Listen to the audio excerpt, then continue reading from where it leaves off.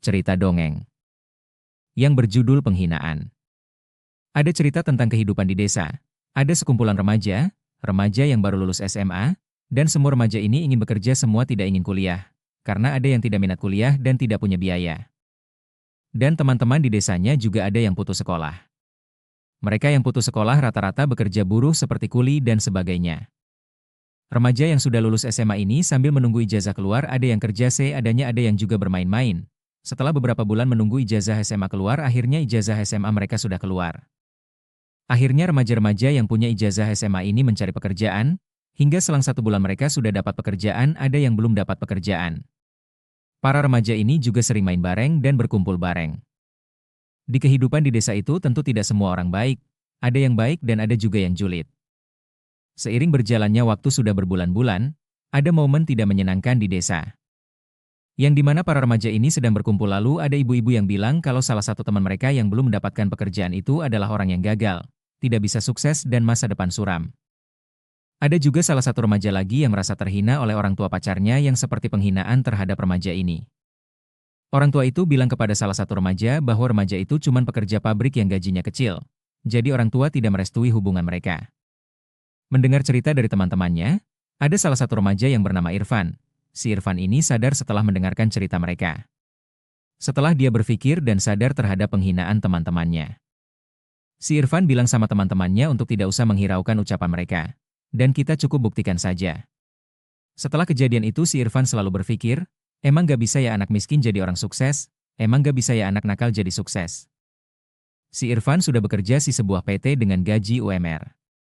Jadi setiap hari pas kerja ataupun setelah kerja, Irfan selalu berpikir dan cari cara supaya dia menemukan jawaban agar jadi orang sukses.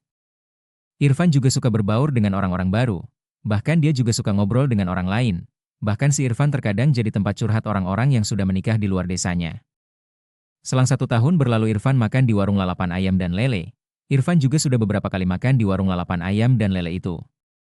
Pas jam pulang kerja jam 6 sore, Irfan pun mampir ke warung lalapan itu karena Irfan ingin membelikan makanan untuk keluarganya dan Irfan juga baru gajian.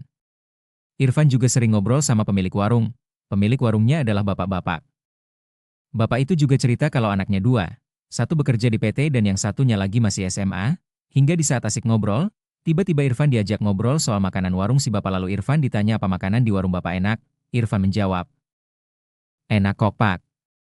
Terus tiba-tiba bapaknya bilang, "Kamu kalau mau tahu bumbunya bapak bisa ajarin, barangkali kamu mau masak di rumah, kalau kamu buka warung lalapan juga tidak apa-apa," kata si bapak. Si Irfan sambil ketawa, "Haha enggak pak, saya juga nggak bisa masak, biasanya ibu saya yang masak di rumah." Terus bapak menjawab, "Bapak dulu seorang buruh nak, nggak tahu apa-apa soal masak, terus saudara yang ngajarin sampai bisa masak. Kamu kalau mau buka warung bapak minta tolong agak jauh sama warung bapak, biar bapak gak punya saingan." Sambil tersenyum si bapak. Si Irfan pun menjawab sambil tertawa, "Baik-baik pak, hehe." Lalu Irfan pun pulang sambil membawa makanan untuk keluarganya.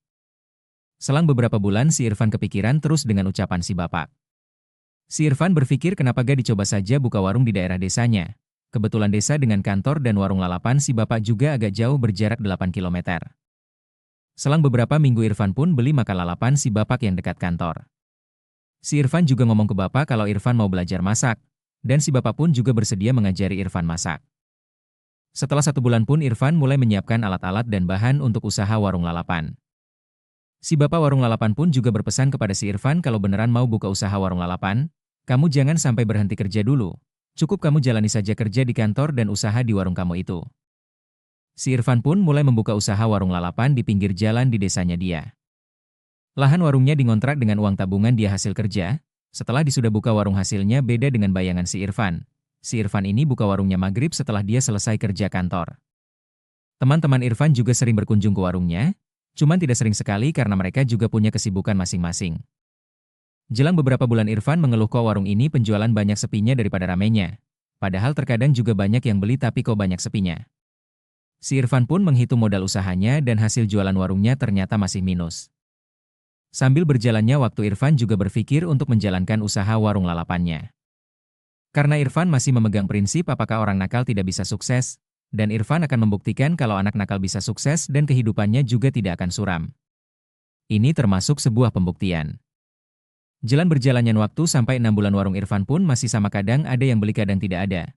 Intinya selama 1 bulan biasanya lakunya cuma sampai 2 minggu. Irfan pun juga sering ngobrol sama orang-orang baru, akhirnya lama-lama dia menemukan jawaban atas yang dipikirkan tentang usahanya. Jadi bulan ke-6, Irfan mulai membedah soal masalah warungnya. Seperti dia mengadakan promo, lalu minta tolong kepada teman-temannya untuk mempromosikan warungnya. Akhirnya bulan ke-7 mulai berjalan, bahkan Irfan sampai nyari tukang ojek untuk antar makanan buat orang-orang yang pesan minta diantar. Seiring berjalannya waktu sampai 1 tahun lebih, modal Irfan pun kembali dan juga sudah mendapatkan keuntungan. Dan si Irfan pun mulai mengajak temannya untuk kerja sama karena Irfan ingin membuka warung cabang. Si Irfan orangnya konsisten dan ulet. Dia juga tidak berhenti kerja, jadi si Irfan mengerjakan usahanya sambil bekerja di PT. Selang beberapa bulan Irfan pun juga sudah buka cabang. Lalu selang beberapa tahun usaha warungnya sudah punya 5 cabang dan Irfan mengajak teman-temannya untuk kerja di warungnya. Dan pimpinan di warungnya teman-teman Irfan di desanya. Karena Irfan juga ingin membuktikan kalau orang yang diremeh belum tentu tidak bisa sukses.